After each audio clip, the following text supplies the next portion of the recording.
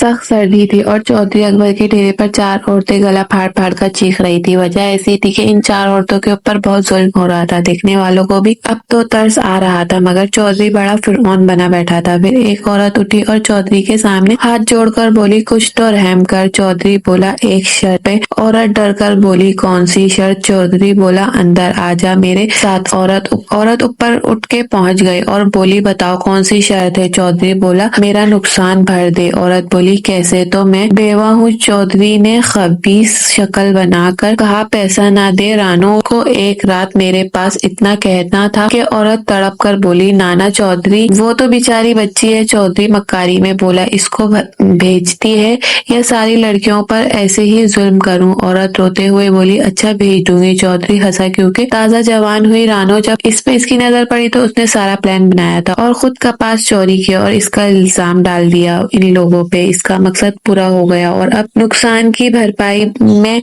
इसने रानो मांगी थी। रानो मैट्रिक में थी। वो स्कूल से घर आई तो इसकी पड़ोसन ने इसको बताया कि तुम्हारी माँ को चोरी के इल्जाम में चौधरी के बंदे खेतों से इसकी हवेली ले गए हैं, साथ ही साथ कपास चुनने वाली और लड़कियों को भी ले गए हैं। इसने ये भी ना कहा कि मैंने सुना है कि चौधरी ने तुम्हारी माँ पर बहुत जुल्म किया है। रानो इस बात पर रोने लगी कि इसकी माँ पर कितना जुल्म हो रहा है। जिस तरह माँ को दुख होता अगर इसकी बेटी के साथ कोई जुल्म होता, इसी तरह माँ के साथ जुल्म देखकर इसको भी बड़ी तकलीफ हो रही हुई। चौधरी के खानदान से वैसे ही सारा गांव तंग था। वो सारे बड़े घटिया और बदजात लोग थे। उन्होंने बदमाश गुंडे भी पाले हुए थे। रानो जल्दी जल्दी घर से निकली कि वो अपने मंगेतर अनवर के पास जाकर इसके साथ अपनी माँ का पता करे, मगर इससे पहले कि इसकी माँ वहाँ आ गई। वो बड़ी मुश्किल से चल रही थी और रो रही थी। माँ को तकलीफ में देखकर बेटी दोबारा रो पड़ी। मासी रजिया यानी रानो की माँ बेचारी से तो बैठा भी नहीं जा रहा था। चौधरी के डेरे पर मर्दों के सामने इसके ऊपर बहुत जुल्म हुआ था, जिसकी वजह से वो और भी ज्यादा रो रही थी। इर्द गिर्द बहुत सारे लोग थे, मगर किसी ने इसकी मदद नहीं की कि सब चौधरी से बहुत डरते थे। रानो माँ से बोली, माँ चल हम थाने जाकर चौधरी के खिलाफ पर्चा कर देते हैं। मासी रजिया बोली, पुत्र वो तो अभी चौधरी के बंदे मौजूद है, कोई फायदा नहीं होना। रानो बोली, मगर अम्मा चौधरी किसी औरत पर जुल्म कैसे कर सकता है, वो भी इसके सामने? मासी रजिया बोली, वो बड़ा बंदा है, वो कुछ भी कर सकता है। रानो बोली, फिर अब क्या करें?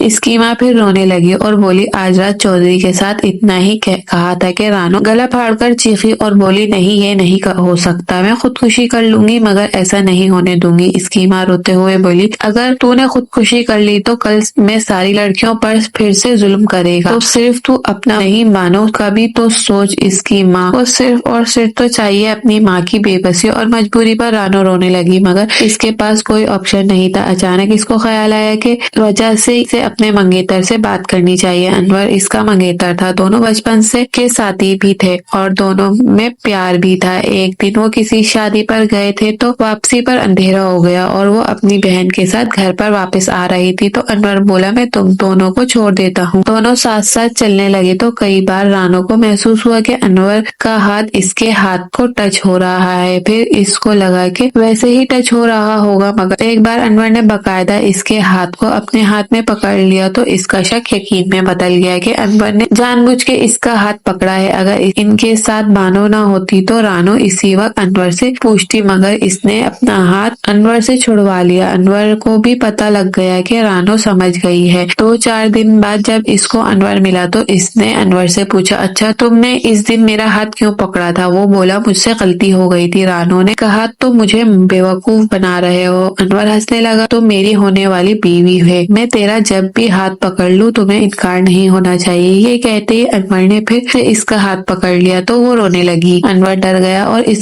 इसका हाथ छोड़ दिया। रानो रोने लगी। अनवर बोला, जिंदगी मौत का कुछ पता नहीं होता, नसीब का भी कुछ पता नहीं होता। अब्बा जी ने मरने से पहले कहा था कि मेरा दिया तेरा से होगा। सारी बात जबानी कलामी है, जब हो जाएगा तो फिर जो मर्जी करना। अनवर परेशान हो गया और बोला, मेरी नियत पर शक ना कर। सब लड़के लड़कियां जिनका आपस में जबानी तय हो जाता है वो फिर ये काम करते हैं। मेरे सारे कजन अपनी अपनी मंगेतर का हाथ पकड़ते हैं। वो बोली, मुझे पता है, मगर मेरे से नहीं होगा। अनवर बोला, अच्छा चल इतना कह दे कि तू मुझसे प्यार करती है। पहले तो उसने सोच के मना कर दे, फिर उसने सोचा कि कहीं शादी के बाद ये मुझे इस बात का ताना न दे। इसने अनवर को कहा, अच्छा ठीक है, मैं तुमसे प्यार करती हूँ, अब जब चौधरी ने शर्त रखी तो रानो के पास कोई रास्ता नहीं था, तो इसको ख्याल आया कि क्यों ना अनवर से इस बारे में बात करनी चाहिए। ये सोचकर मासी रजिया से बोली, अम्मा मैं जाती हूँ, थोड़ी देर बाद आऊंगी। मासी रजिया बोली, नहीं तू कहीं मत जाना, अगर तू वापस ना आई तो चौधरी हमें कत्ल कर देगा। रानो बोली, कसम खाती हूँ वापस आ जाऊंगी, अभी जाने दे। रानो अनवर से मिलने के लिए गई, मगर इसको पता चला कि वो तो शहर किसी काम से गया है। क्या अजीब सी बात थी, पहले वो रानो के पीछे पड़ा रहता था, जबकि रानो इससे खुद मिलना चाहती थी तो वो शहर गया हुआ था। और बड़ी देर इंतजार करती रही मगर वो ना आया। शाम होने वाली थी, वो वापस आ गई। इसकी माँ मासी रजिया बिस्तर पर लेटी हुई थी और मोहल्ले की एक औरत इसके साथ बैठी हुई थी। मासी रजिया अच्छी औरत थी और मोहल्ले की औरतें इसका बेवा होने के बाद ख्याल सवाब का सोचकर और सुलूक की वजह से बानो भी इसके पास बैठकर रो रही थी। और वो लड़कियां थी जो मासी रजिया के साथ चुनाई करती थी, वो भी तकलीफ में थी। मासी रजिया बोली, तू आ गई? रानो बोली, हाँ जी मैं आ गई। मासी बोली, बस तू भूल जा और बानो को लेकर अपने कमरे में जा। रात को जब सब औरतें चली गईं तो मासी रजिया कमरे में आकर बोली, बहुत बुरी बात है मगर रानो तुझे ये दुख सहना होगा, वरना बानो और बाकी लड़कियों की जान का मामला है। रानो रोकर बोली, मेरा क्या कसूर है? मासी दुख से बोली, तू यतीम है और यही कसूर है तेरा। रानो उठी और कपड़े बदलने लगी। जब फुल अंधेरा हो गया तो चौधरी का गुंडा करीमा आ गया और रानो का हाथ पकड़कर इसको चादर उड़ाकर हवेली के डेरे में ले गया। इस वक्त चौधरी अकबर आया। रानो चौधरी बड़ा खुश था और रानो के पास आकर बैठ गया। रानो के गाल पर उंगली फेरकर बोलने लगा, तू तो बिल्कुल रजिया जैसी लगती है, जब वो 16 साल की थी तेरे जैसी थी, बस थोड़ा सा फर्क है, तू जरा ज्यादा सोनी है। चौधरी ने रानो का हाथ पकड़ा तो रानो का दिल धक धक करने लगा। रानो ने खौफ से आंखें बंद कर ली क्योंकि वो चौधरी का मुंह नहीं देखना चाहती थी। इसको चौधरी से गिलाजत महसूस हो रही थी। तभी दरवाजा खटखटाया। चौधरी ने सर उठाकर देखा और गुस्से से बोला, पता भी है कि मैं काम में मसरूफ हूँ, क्यों खटखटा रहे हो? बाहर से करीमा बोला, चौधरी जी जमीनों रोला हो गया है, 10-12 बंद के सर फट गए हैं और लड़ाई हो गई है, जल्दी चलो जी। चौधरी को बड़ा गुस्सा आया, वो उठ गया और करीमा को बोला, अंदर आ जा, और अंदर आ गया। चौधरी बोला, तू इस लड़की को वापस ले जा और इस पे पहरा दे। फिर करीमा इसको घर तक छोड़ आया। इसकी माँ सहन में रो रही थी। रानो आई तो दोनों रोने लगी। रजिया बोली, मुझे माफ कर दे। रानो बोली, अम्मा ऊपर वाले ने बचा लिया, मेरी इज्जत बच गई। चौधरी को ऐन वक्त पर किसी झगड़े की वजह से जमीन पर जाना पड़ा। रजिया रोने लगी और बद्दुआएं देने लगी। दरवाजा खुला और अनवर आ गया। रानो की जान में जान आई और वो अनवर के पास गई, मगर इसने रानो के मुंह पर थप्पड़ मार दिया और बोला, इस थोड़े से पैसे के लिए दी जाती है। रानो मुंह पे हाथ रखकर इसको देख रही थी। इसको यकीन नहीं आ रहा था कि अनवर इसको थप्पड़ मार सकता है और किस बात पर, वो पता ही नहीं था। वो हैरानी से अनवर को तक रही थी। मासी रजिया भी बोली, अनवर तूने मेरी बेटी को क्यों मारा? अनवर बोला, बंद करो बकवास लालची बुढ़िया। अपने थप्पड़ पर रानो चुप हो गई। हालांकि इसको बहुत जिल्लत और तकलीफ हुई थी, मगर अनवर ने जब माँ से बदतमीजी की तो रानो को भी गुस्सा आ गया। वो बोली, ओए अनवर,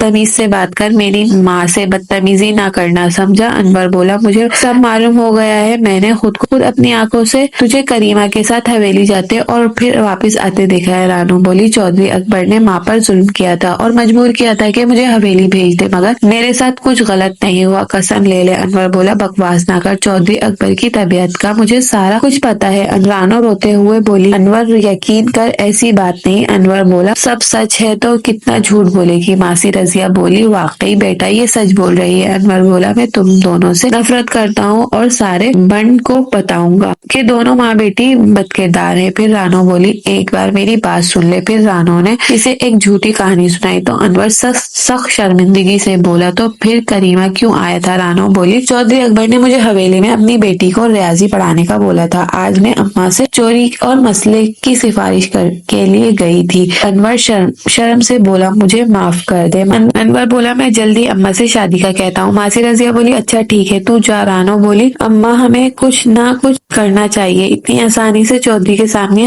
हथियार नहीं डालने चाहिए। मासी रजिया बोली, तो ये बता के तू कल कहाँ गई थी? रानो बोली, मैं अनवर से मदद के लिए गई थी, मगर वो घर पर नहीं था। मासी रजिया बोली, अगर तूने इसको बोलती तो वो भी मदद ना करता, उल्टा तूने देख लिया इसने रात को क्या किया। शाम को चौधरी का बंदा आया और रानो की बजाय मासी रजिया इसके साथ हवेली चली गई। चौधरी इसको देखकर बोला, तू क्यों आ गई, तेरी बेटी कहाँ है? मासी रजिया बोली, वो तो कल रात आई थी, मैंने जबान पूरी की, तूने भी अपनी बात से ना फिर। ये कहकर वो मासी रजिया वापस आ गई और अपनी चालाकी से इसको मजीद मुश्किल नजर आ रही थी। घर पर आई तो दोनों बहनें साथ बैठी हुई थी। अम्मा की उतरी हुई शक्ल देखकर हैरान और परेशान थी। इसने अपनी छोटी बहन को कहा कि तुम अंदर चली जाओ, मैंने माँ से बात करनी है। बानो उठकर कमरे में चली गई। रानो अपनी माँ के मामा रजिया से बोली, क्या हुआ अम्मा, इतनी परेशान क्यों हो? चौधरी ने क्या कहा? इससे अच्छी उम्मीद तो हरगिज नहीं है, इसने कोई ऐसी वैसी बात ही की होगी। मासी रजिया बोली, एक बात तो तय है कि हम लोग चौधरी से लड़ नहीं सकते। अगर चौधरी का इरादा है कि किसी लड़की की इज्जत खराब कर दे तो इसके पास कई तरीके हैं कि लड़की खुद चलकर इसके पास चली जाती है। चौधरी किसी लड़की को अगवा करके इसके साथ ज्यादती करने के बजाय इसको खुद अपने पास बुलाता है। रानो ने कहा, क्या हम गांव छोड़कर नहीं जा सकते? मासी रजिया बोली, हम गांव छोड़कर नहीं जा सकते, हमारे पास बस ये मकान और थोड़ी सी जमीन है, ये चोरी छुपे तो बिक नहीं सकते, चौधरी को पता चल जाएगा। मासी जमीन पर बैठकर रोने लगी और बोली, सच बात ये है कि चौधरी से मैं तेरी और बानो की इज्जत नहीं बचा सकती। रानो बोली, अम्मा कोई तो रास्ता होगा, ये सोच तो सही। मासी रजिया बोली, कोई रास्ता नहीं, चौधरियों से इज्जत बचाना मुश्किल काम है और तो और फिर भी यतीम है। यही बात करते हुए शाम हो गई। शाम को रानो घर में थी कि नादिर बानो के साथ घर में दाखिल हुआ। नादिर बानो का दोस्त था।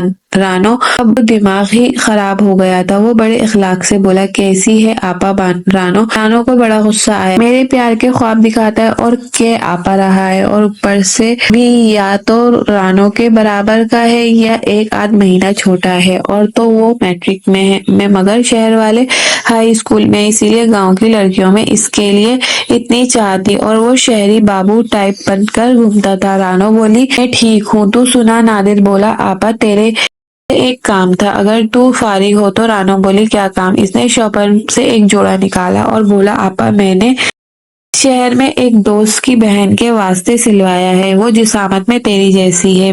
तो मैंने बानो से कहा कि रानो आपा से कहकर मुझे पहन कर दिखा दे। अगर रानो आपको पूरा तो इसको भी पूरा होगा। रानो शायद तब गई अगर इसने जाहिर ना होने दिया, बोली, अच्छा पहन कर आती हूँ। वो जोड़ा लेकर कमरे में चली गई। आधी खिड़की से देखने लगी जबकि बानो ने नादिर का हाथ पकड़ा और एक साइड पे जाकर इससे बातें करने लगी। रानो ने कपड़े पहन लिए, वो अच्छे नए डिजाइन वाले कपड़े थे और इसमें रानो बहुत प्यारी लग रही थी। जब वो 5-7 मिनट ना निकली तो दोनों को एहसास हुआ कि इनको बातें करते हुए बड़ा टाइम हो गया और वो नहीं आई। तो नादिर ने इसको कान में कुछ कहा, फिर नादिर ने अपनी जगह पे आकर चारपाई पे इसे बैठ गया। बानो दरवाजे के पास पहुंची तो रानो ने दरवाजा खोल दिया और बाहर निकली तो नादिर खुश होकर बोला, वाह रानो, तू तो इसमें शहरी लड़कियों से भी ज्यादा सुंदर दिख रही है। रानो गुस्से से बोली, पापा कहाँ गई थी? अचानक नादिर परेशान होकर बोला, ओ मेरा मतलब रानो आपा। रानो ने इसको घूर कर देखा और बोली, ठीक है। फिर रानो दोबारा कमरे में घुस गई तो बानो और नादिर खुसर खुसर करने लगे। रानो ने इस